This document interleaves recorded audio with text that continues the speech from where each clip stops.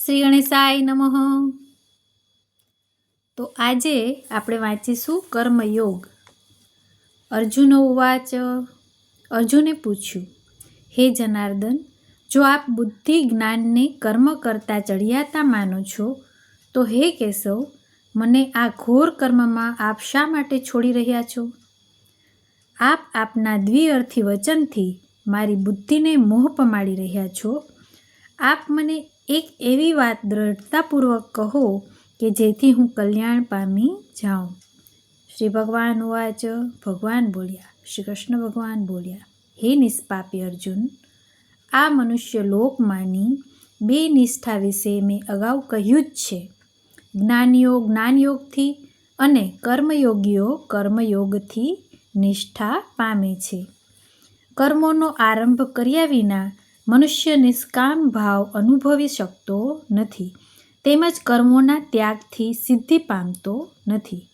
વળી કોઈ પણ મનુષ્ય કોઈ પણ અવસ્થામાં કર્મ કર્યા વિના રહી શકતો નથી, કારણ કે પ્રકૃતિને પરવશ પ્રાણીઓ પાસેથી પ્રકૃતિ ગુણો કર્મ તો કરાવી જ લે છે. જેઓ કર્મેન્દ્રિયોને હઠપૂર્વક રોકે છે, પણ ઇન્દ્રિયોના વિષયોનું અંતઃકરણમાં ચિંતન કરે છે, તેવા મૂઢ બુદ્ધિવાળાઓ દંભી કહેવાય છે.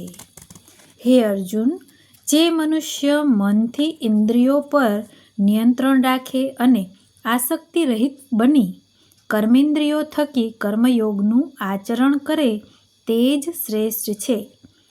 તું આ શાસ્ત્રવિધિ અનુસાર કર્તવ્ય કર્મ કર, કારણ કે કર્મ ન કરવા કરતાં કર્મ કરવા વધુ શ્રેષ્ઠ છે. કર્મ ન કરવાથી તારો શરીર નિર્વાહ પણ સિદ્ધ થઈ શકે નહીં. યજ્ઞ માટે અર્થાત કર્તવ્ય પાલન માટે કરાતા કર્મોથી અન્યત્ર કર્મોમાં લીન અર્થાત માત્ર પોતાના માટે કરાતા કર્મોમાં આ મનુષ્યોનો સમૂહ બંધનાવસ્થા પામે છે. માટે હે કુંતીનંદન, તું આસક્તિ રહિત થઈને યજ્ઞ માટે જ કર્તવ્ય કર્મ કર. પ્રજાપતિ બ્રહ્માએ સૃષ્ટિના આદિકાળમાં કર્તવ્ય કર્મોના વિધાન સહિત પ્રજાની રચના કરીને કહ્યું કે યજ્ઞના આ કર્તવ્યથી સૌ વૃદ્ધિ પામો. આ કર્મરૂપી યજ્ઞ તમને સૌને કર્તવ્ય પાલન માટેની આવશ્યક સામગ્રી પૂરી પાડશે, સંતુષ્ટ કરશે. આમ એકબીજાને સંતુષ્ટ કરીને તમે પરમ કલ્યાણ પામશો. યજ્ઞથી પુષ્ટ થયેલા દેવો પણ તમને સૌને વગર માંગે કર્તવ્ય પાલન માટેની સામગ્રી આપતા રહેશે. દેવોની આપેલી એ સામગ્રી બીજાની સેવામાં વાપર્યા વિના જે માનવી તેનો ઉપભોગ કરે છે તે તો ચોર જ છે. યજ્ઞમાં વધેલું ખાનારા કે યજ્ઞયોગનો અનુભવ કરનારા શ્રેષ્ઠ મનુષ્ય સમસ્ત પાપોમાંથી મુક્ત થઈ જાય છે. પણ જેઓ ફક્ત પોતાના માટે જ રાંધે છે, અર્થાત ફક્ત પોતાના માટે જ કર્મ કરે છે, તેવા પાપીઓ તો પોતાના પાપોને જ ખાય છે. બધા પ્રાણીઓની ઉત્પત્તિ તો અન્નથી જ થાય છે. અન્નની ઉત્પત્તિ વરસાદથી થાય છે અને વરસાદ યજ્ઞથી જ થાય છે. યજ્ઞ કર્મોથી સંપન્ન થાય છે. કર્મોને તું વેદોથી ઉત્પન્ન થયેલા જાણ અને વેદને અક્ષર બ્રહ્મથી પ્રગટ થયેલા જાણ. તેથી જ સર્વવ્યાપી પરમાત્મા યજ્ઞ અર્થાત કર્તવ્ય કર્મમાં નિત્ય સ્થિત જ છે. હે પાર્થ, જે મનુષ્ય આ લોકમાં સૃષ્ટિચક્ર પ્રમાણે ચાલતો નથી, તે ઇન્દ્રિયો દ્વારા ભોગોમાં આસક્ત અને પાપી જીવન જીવનાર મનુષ્ય સંસારમાં વ્યર્થ જીવન વિતાવે છે. પણ જે માનવી પોતે પોતાનામાં જ મસ્ત રહે છે અને સ્વયં પોતાનામાં જ સંતુષ્ટ છે, તેના માટે કોઈ પણ કર્તવ્ય કર્મ કરવાનું રહેતું નથી. સિદ્ધ મહાપુરુષને આ સંસારમાં કર્મ કરવાનું કે ન કરવાનું કોઈ પ્રયોજન નથી. તથા સર્વ પ્રાણીઓ સાથે તેનો કોઈ અંગત સ્વાર્થનો પણ સંબંધ નથી. તેથી તું ફળમાં આસક્ત થયા વિના સતત કર્તવ્ય કર્મનું સુપેરે આચરણ કર, કારણ કે ફળની આસક્તિ રાખ્યા વિના કર્મ કરનાર મનુષ્ય પરમાત્માને પામી જાય છે. રાજા જનક જેવા અનેક મહાપુરુષો પણ કર્મયોગથી પરમસિદ્ધિને પામ્યા હતા. વળી લોક સંગ્રહ દ્રષ્ટિએ જોતા પણ તું કર્મનું પાલન કરવા યોગ્ય છે, અર્થાત તારું જોઈને બીજા લોકો તારું જ આચરણ કરશે. તેથી તારે તારા કર્તવ્ય કર્મનું પાલન કરવું જ જોઈએ. શ્રેષ્ઠ મનુષ્યો જેવું વર્તન કરે છે તેવું જ વર્તન અન્ય લોકો કરે છે, કારણ કે લોકો તેને જ આદર્શ પ્રમાણ ગણીને સ્વીકારે છે અને તેનું જ અનુકરણ કરે છે. હે પાર્થ, ત્રણેય લોકમાં મારે કોઈ કર્તવ્ય નથી અને કોઈ પણ પ્રાપ્ત કરવા યોગ્ય વસ્તુ મારા માટે અપ્રાપ્ય નથી. છતાંય હું સતત કર્તવ્ય કર્મ કર્યા કરું છું. હે પાર્થ, જો હું કોઈ પણ સમયે સાવધાન થઈને કર્તવ્ય કર્મ ન કરું તો મનુષ્યો સર્વે પ્રકારે મારા જ માર્ગનું અનુસરણ કરે. જો હું કર્મ ન કરું તો તે બધા જ મનુષ્ય નષ્ટ ભ્રષ્ટ થઈ જાય અને હું વર્ણસંકરતાને જન્મ આપનાર ગણાઉં.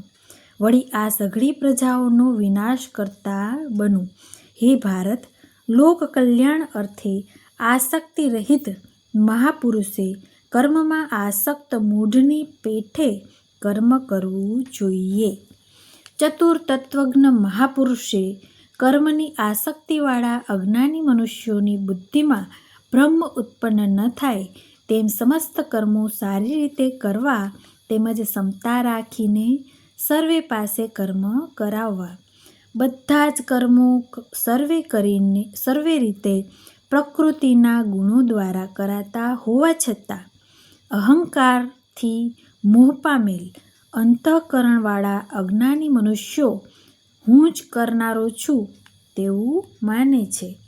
હે મહાબાહો, ગુણ વિભાગ તેમજ કર્મ વિભાગને તત્વ કે આત્માથી જાણનારા મહાપુરુષના સર્વે ગુણ જ ગુણોમાં વર્તે છે તેમ માની તે સહેજ પણ આસક્ત થતો નથી. પ્રકૃતિજન્ય ગુણોથી અત્યંત મોહ પામેલ અજ્ઞાની મનુષ્ય ગુણ અને કર્મોમાં આસક્ત રહે છે. તે સંપૂર્ણપણે ન સમજનારા મંદબુદ્ધિ મૂઢ લોકોને સંપૂર્ણપણે જાણનારા જ્ઞાનીઓએ વિચલિત ન કરવા જોઈએ. તું વિવેક બુદ્ધિ થકી સમસ્ત કર્તવ્ય કર્મો મને અર્પણ કરી કામના મુક્ત અને મમતા રહિત બની સંતાપ છોડ અને યુદ્ધરૂપી કર્તવ્ય કર્મ કર. દોષ અને દ્રષ્ટિથી રહિત થઈ જે માનવી શ્રદ્ધાપૂર્વક મારા આ મતનું સદાય અનુસરણ કરે છે તે પણ કર્મના બંધનમાંથી મુક્ત થાય છે. પણ જેઓ મારા આ મતમાં દોષ દ્રષ્ટિ રાખે છે અને કહ્યા પ્રમાણે આચરણ કરતા નથી તેઓ મૂઢ છે. આવા અજ્ઞાની અને અવિવેકી મનુષ્યોને તું નાશ પામેલા જ જાણ. સર્વે પ્રાણીઓ પ્રકૃતિને જ પ્રાપ્ત થાય છે. જ્ઞાની પુરુષો પણ પોતાની જ પ્રકૃતિનું અનુસરણ કરે છે, તો તેનો નિગ્રહ કઈ રીતે થઈ શકે? પ્રત્યેક ઇન્દ્રિયના પ્રત્યેક વિષયમાં રાગ અને દ્વેષ માનવીમાં અનુકૂળ કે પ્રતિકૂળ રૂપે સ્વાભાવિકપણે જ સ્થિત છે. માનવીએ એ બંનેના વશ ન થવું, કારણ કે રાગ અને દ્વેષ બંને પરમાર્થના માર્ગમાં વિઘ્ન નાખનારા મહાશત્રુઓ છે. સારી રીતે પ્રસરેલ વધુ સારા ધર્મ કરતાં ઓછા ગુણવાળો સારી રીતે આચરાતો પોતાનો ધર્મ જ શ્રેષ્ઠ છે. પોતાનો ધર્મ પાળતા મૃત્યુ થાય તો તે કલ્યાણકારી છે, પણ બીજાનો ધર્મ જો ભય આપનારો જ છે. અર્જુન ઉવાચ. પછી અર્જુને પૂછ્યું, હે વાર્ષ્ણેય, તો માનવી અનિચ્છાએ પણ કોનાથી પ્રેરાઈને વિવશતાપૂર્વક પાપ આચરે છે? શ્રી ભગવાન ઉવાચ. ભગવાન શ્રી કૃષ્ણ બોલ્યા, રજોગુણથી ઉત્પન્ન થતા આ કામ અર્થાત વાસના જ પાપનું મૂળ છે. આ કામ ક્રોધમાં પરિણમે છે.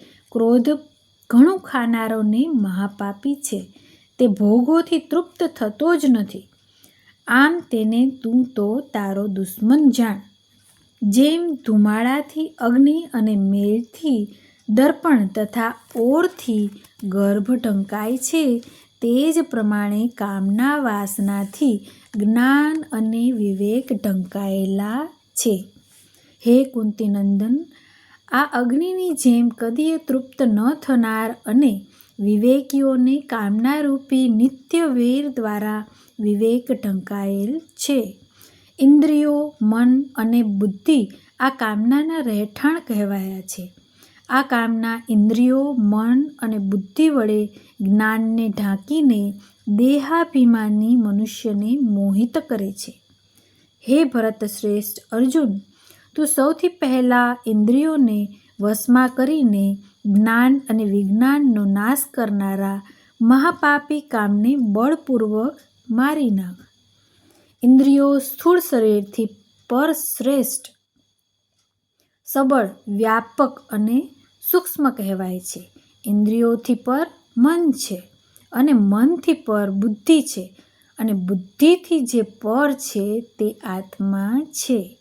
આ પ્રમાણે તેને બુદ્ધિથી પર જાણીને સ્વયં પોતે જ પોતાના થકી વશમાં રહી, હે મહાબાહો, તું આ કામરૂપી દુર્જય શત્રુને હણ.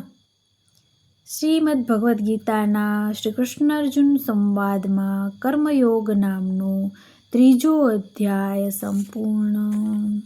શ્રી કૃષ્ણ ભગવાનની જય. દ્વારિકાધીશની જય.